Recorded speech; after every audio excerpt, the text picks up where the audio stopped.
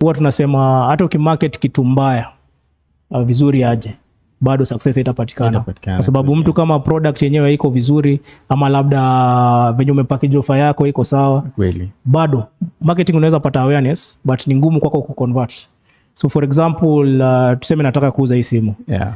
Bei ya simu kwa soko iko na bei yake. Kweli. Tuseme hii simu soko inauza 50,000. Lakini wewe kwa biashara yako hii simu unataka kuuza 90,000. So tutafanya marketing ndio. Kweli. But ikifika pale kwa the educated customer, siku hizi customers wana compare vitu. Kweli. Ataona ndio simu yako ni mzuri, lakini hataona kwa nini anaongeze the extra 40,000. So hapo ndio tunaambia mwenye biashara, kwa ile offer yako hakikisha kenye umetengeneza the package offer ikuwe more compelling to the customer. So over and above, si kufanya marketing, pia bado tuna consult na tunafanya ile market research, kuangalia market dynamics, na pia tuna advise mteja usikuwe tena una waste pesa yako nyingi kama offer yako bado haijakuwa optimized to the current market conditions. Kweli.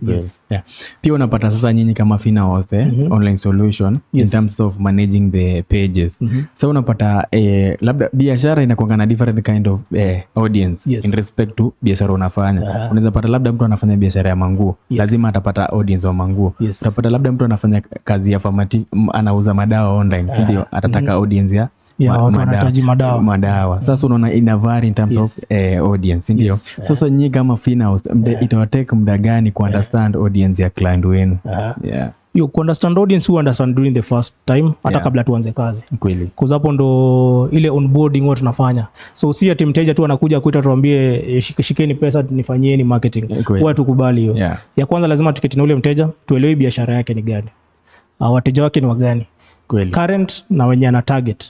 So kutoka hapo tunaweza identify, tuseme tutafocus on nature ya content yetu based to mtu specific. Kweli. So kuna kitu tunatengeneza inaitwa buyer persona.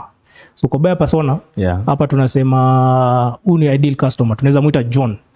So tuambie mteja mwenye unataka mteja wa aina gani? Kwa wateja wako tofauti. Kuna mtu atasema mimi nataka high end market. Yaani ule ni mteja mwenye ako na pesa kiwango fulani, spending power yake ni kiwango fulani.